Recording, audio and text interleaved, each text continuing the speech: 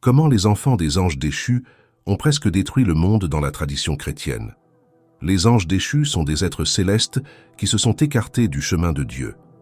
Bien que beaucoup recherchent les dernières nouvelles, réfléchir aux enregistrements les plus anciens, avant même la création de l'homme, peut être révélateur. C'est dans l'histoire des relations de Dieu avec ses créatures que nous trouvons de la valeur.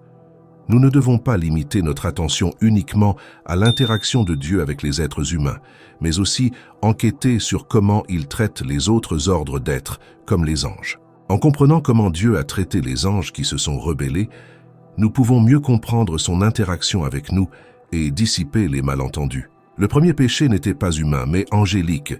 Les anges, en violant les commandements divins, ont provoqué une réponse de Dieu.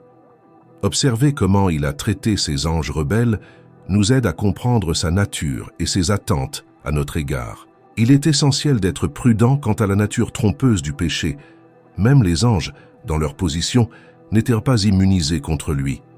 La chute des anges est un puissant rappel de la vulnérabilité de tous face au péché. Ces êtres célestes qui habitaient les sphères spirituelles les plus élevées ont cédé à la tentation et ont été chassés du paradis. Cet épisode nous enseigne qu'aucune position, aussi sacrée soit-elle, n'offre de garantie contre la séduction du mal. Les anges déchus qui n'ont pas maintenu leur état originel habitaient avec leurs frères dans les cours du Très-Haut. Ils étaient entourés d'influences sacrées, contemplèrent le visage de Dieu et coexistaient avec les séraphins et les chérubins. Mais même au milieu d'une telle pureté et sainteté, le mal a trouvé un chemin. L'orgueil, l'ambition et la rébellion étaient les péchés qui ont conduit à la chute des anges. Cette histoire nous sert d'avertissement. Peu importe la noblesse de notre position ou la sainteté de nos environnements, nous sommes toujours vulnérables au péché, comme il est écrit dans 1 Pierre 5:8. Soyez sobres, veillez, votre adversaire, le diable, rôde comme un lion rugissant, cherchant qui dévorer. L'histoire des anges déchus reflète la bataille constante entre le bien et le mal, non seulement dans les cieux, mais aussi dans nos cœurs. Tout comme ils ont choisi de s'écarter de Dieu, nous sommes également confrontés à des choix quotidiens entre le péché et la droiture. En conclusion, la chute des anges déchus est un rappel sombre et puissant de la nécessité de vigilance et d'humilité dans notre cheminement spirituel.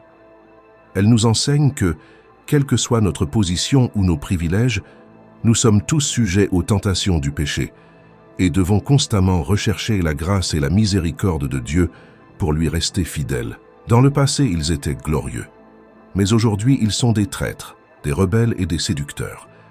Les anges déchus, dirigés par Satan, s'efforcent de détourner les enfants de Dieu et de semer le péché dans les cœurs humains. Leur chute a été si profonde que le chef lui-même a défié le Fils de Dieu, essayant de le séduire pour qu'il se prosterne et l'adore. Une histoire capturée dans l'Évangile selon Matthieu 4, 1, 11. La grandeur et le pouvoir de ces anges n'ont pas empêché Dieu de les punir.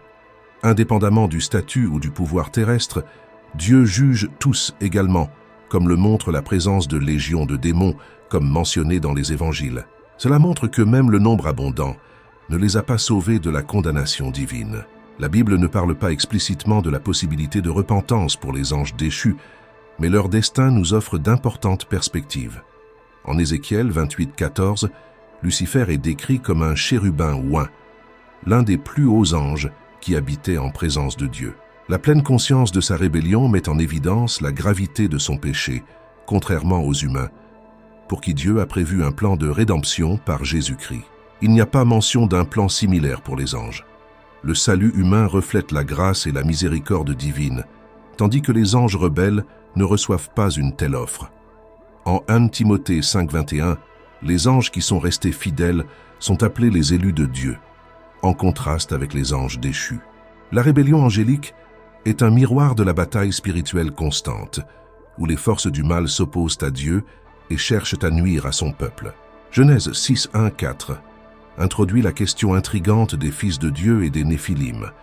Le passage suggère que ces fils de Dieu auraient pu être des anges déchus qui se sont unis aux filles des hommes, engendrant des descendants remarquables, les Néphilim.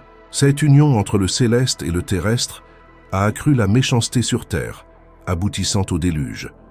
Le récit biblique de ces événements met en lumière non seulement la chute des anges et ses conséquences, mais aussi la complexité de l'interaction entre le divin, l'angélique et l'humain. Notre compréhension de ces événements doit être humble et respectueuse, reconnaissant que de nombreux mystères sont encore au-delà de notre compréhension.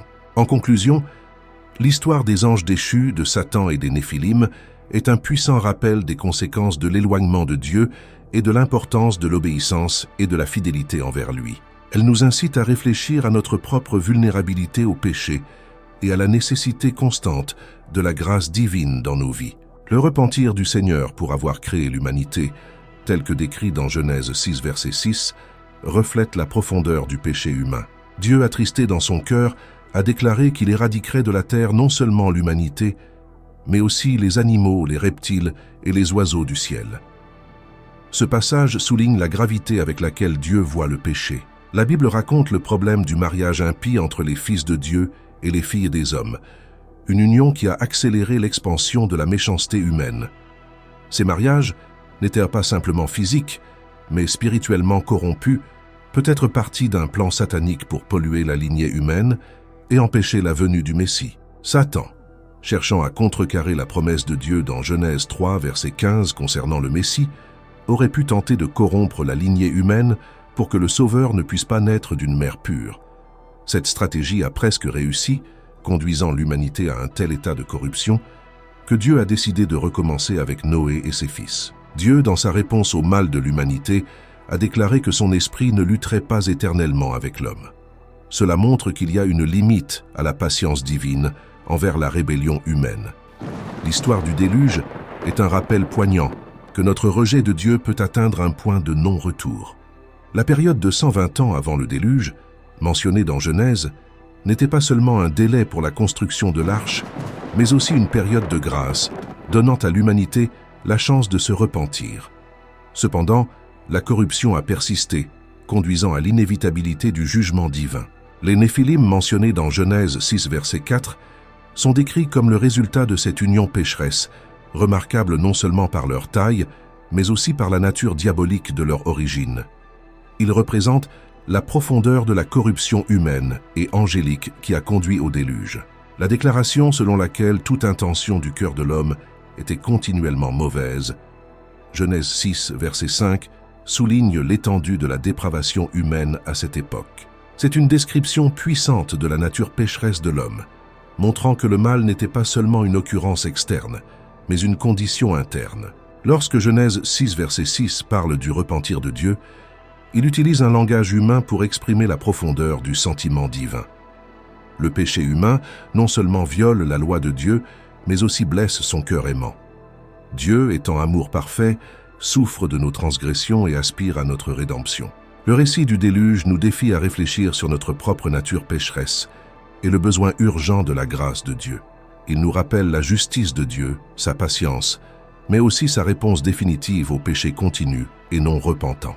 L'identité des fils de Dieu en Genèse 6 est un sujet de débat théologique intense. 3 interprétations principales émergent: des anges déchus, des dirigeants humains puissants ou des descendants pieux de Seth qui se sont mariés avec les descendants impies de Caïn. La perspective traditionnelle qui identifie les fils de Dieu comme des êtres spirituels, anges déchus, qui se sont unis à des femmes humaines, est soutenue par plusieurs passages de l'Ancien Testament. Par exemple, dans Job 1.6 et 2.1, l'expression « fils de Dieu » est clairement utilisée pour se référer à des anges. En Genèse 6, versets 1 et 2, la distinction entre les fils de Dieu et les hommes suggère que les premiers sont des êtres non humains. Le mot hébreu utilisé pour « homme » est générique, s'appliquant à l'humanité dans son ensemble, tandis que les fils de Dieu sont présentés comme un groupe distinct. La présence des Néphilim, décrits comme des hommes puissants de renom, est particulièrement intrigante. Ils sont mentionnés dans le contexte du mariage entre les fils de Dieu et les filles des hommes, suggérant qu'ils étaient le résultat de cette union entre des êtres spirituels et humains. L'Épître de Jude renforce cette vision, parlant d'anges qui n'ont pas conservé leur position originale et ont abandonné leur propre demeure. Si ce passage fait référence à un événement connu, il semble faire allusion au récit de Genèse 6, suggérant que ces anges sont descendus sur terre et se sont unis aux femmes humaines. Cette interprétation est renforcée par 1 Pierre 3, versets 19 et 20, où il est mentionné que Jésus a proclamé sa victoire sur des esprits en prison qui ont été désobéissants au jour de Noé. Cela pourrait impliquer que ces esprits sont les mêmes anges qui ont abandonné leur position originale. Ainsi, l'interprétation selon laquelle les fils de Dieu étaient des êtres spirituels qui se sont unis à des femmes humaines et ont engendré les Néphilim s'aligne sur plusieurs passages bibliques et offre une explication cohérente de la corruption extrême qui a conduit au déluge. Cette interprétation nous amène à réfléchir sur la nature de la rébellion contre Dieu, non seulement dans l'humanité, mais aussi dans le royaume spirituel. Le mélange de lignées célestes et terrestres et leurs conséquences catastrophiques nous rappellent la sainteté de Dieu et la gravité de la désobéissance à sa volonté. En conclusion, en examinant ces interprétations, il est crucial de maintenir une attitude d'humilité et de révérence. La complexité de ces questions théologiques nous invite à une quête continue de compréhension et de sagesse, toujours soumis à l'autorité des Écritures et à la direction du Saint-Esprit. Le déluge, l'un des événements les plus dramatiques de la Bible, est marqué par un contraste entre la corruption humaine et la grâce divine. Alors que le mal se répandait sur la terre, Dieu préparait un moyen de salut à travers Noé, trouvant grâce aux yeux du Seigneur. Cela devient le point central de cette narration de la rédemption. La grâce trouvée par Noé est un thème fondamental. Il n'a pas mérité la grâce, il l'a simplement trouvée. C'est une vérité intemporelle répétée en Romains 5, verset 20, où Paul écrit que là où le péché abondait, la grâce a surabondé. Noé a été appelé à construire l'arche, un acte de foi et d'obéissance au milieu d'une génération corrompue. Les Néphilim, mentionnés dans le contexte du déluge, représentent un aspect de cette corruption. Ils sont décrits comme des hommes démoniaques, dont l'existence a contribué à une société profondément corrompue. Leur description comme puissants, mais incapables de résister au jugement divin, souligne la souveraineté de Dieu sur toutes les forces, qu'elles soient humaines ou surnaturelles. Le délai de 120 ans établi par Dieu avant le déluge est significatif. Il reflète la patience de Dieu et sa volonté de donner à l'humanité l'opportunité de se repentir. Cependant, la réponse humaine a été la continuation du mal, conduisant à la décision de Dieu d'apporter le jugement à travers le déluge. La mention de géants dans le récit du déluge et leur association avec les anges déchus sont des sujets de débat intenses parmi les érudits bibliques. Certains interprètent cela comme une indication que ces géants, ou Néphilim, étaient le produit de l'union entre des êtres humains et des anges déchus. La question de l'existence des Néphilim après le déluge est abordée en Nombre 13, verset 33. Les espions qui ont exploré la terre promise ont rapporté la présence des Anakim, considérés comme les descendants des Néphilim. Ce passage suggère que certains descendants des Néphilim ont peut-être survécu au déluge ou qu'il y a eu une deuxième invasion d'êtres angéliques après le déluge. La conquête de Canaan, dirigée par Josué et Caleb, comprenait des affrontements avec les Anakim. Ces événements mettent en évidence non seulement la continuation de la bataille spirituelle, mais aussi l'importance de la foi et de l'obéissance à Dieu. Le refus initial des Israélites d'entrer dans la terre promise et leur punition ultérieure illustrent la nécessité de la confiance et de la soumission à Dieu. En résumé, le récit du déluge, l'histoire des Néphilim et des Anakim, et la conquête de Canaan font partie intégrante du récit biblique du péché humain, de la grâce divine et de la souveraineté de Dieu. Ces histoires nous défient de réfléchir à notre propre foi et de répondre avec humilité et obéissance à l'appel de Dieu. Le refus initial des Israélites d'entrer dans la terre promise et leur punition ultérieure illustrent la nécessité de la confiance et de la soumission à Dieu. En résumé, le récit du déluge, l'histoire des Néphilim et des Anakim, et la conquête de Canaan font partie intégrante du récit biblique du péché humain, de la grâce divine et de la souveraineté de Dieu. Ces histoires nous défient de réfléchir à notre propre foi et de répondre avec humilité et obéissance à l'appel de Dieu. La conquête de Canaan par Josué fut un processus long et difficile. Les villes de Gaza, Gath et Asdod étaient des bastions des Anakim, comme mentionné dans Josué 11, verset 22. La résistance farouche de ces villes est attribuée à la volonté divine de durcir les cœurs de leur peuple, les amenant à affronter Israël. La conquête territoriale des Israélites, une réalisation des promesses de Dieu, fut marquée par des batailles intenses. Ces événements soulignent le leadership et la puissance de Dieu dans l'accomplissement de ses desseins, malgré les difficultés et l'opposition apparemment insurmontable. L'histoire de Goliath, le géant de Gath, est souvent associée aux Anakim et aux Néphilim. En 1 Samuel 17, verset 4, Goliath est décrit avec une stature impressionnante de 6 coudées et un empan, équivalente à environ 9 pieds et 9 pouces. Sa présence imposante sur le champ de bataille symbolisait le défi auquel Israël était confronté. La figure de Goliath et la mention de sa taille extraordinaire soulignent l'idée de défi redoutable. Cependant, il est important de se rappeler que la force physique et la taille sont secondaires devant la puissance de Dieu. La victoire de David sur Goliath est un exemple classique de la manière dont la foi et la dépendance de Dieu peuvent surmonter des obstacles apparemment insurmontables. Le récit des descendants d'Anak à Jéricho et la chute des murailles de la ville illustrent la même vérité.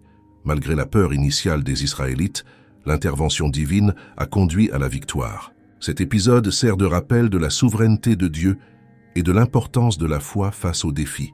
La chute des murs de Jéricho et la défaite de Goliath sont des moments emblématiques de l'histoire biblique qui démontrent la puissance de Dieu sur des forces apparemment invincibles.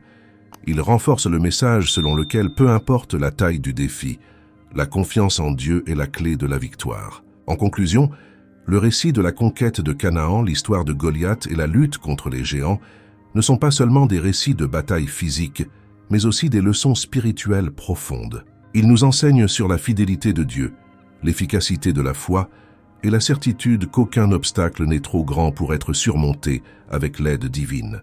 Vous cherchez la prospérité et l'épanouissement dans tous les domaines de votre vie? Je veux apprendre comment la foi et la sagesse biblique peuvent transformer votre relation avec l'argent et vous conduire vers une vie plus prospère. Le livre « Prospérité avec Dieu » vous fournira un guide inspirant et pratique pour entreprendre un voyage vers une véritable richesse. Découvrez comment renforcer votre foi en Dieu et la mettre en action, atteignant la satisfaction, le succès financier et une vie abondante. Cliquez sur le lien dans les commentaires et plongez dans ce livre rempli d'enseignements précieux. Préparez-vous à une lecture transformative qui vous guidera vers une vie de prospérité basée sur votre connexion avec le Créateur. Ne manquez pas cette opportunité de découvrir le véritable sens de la prospérité.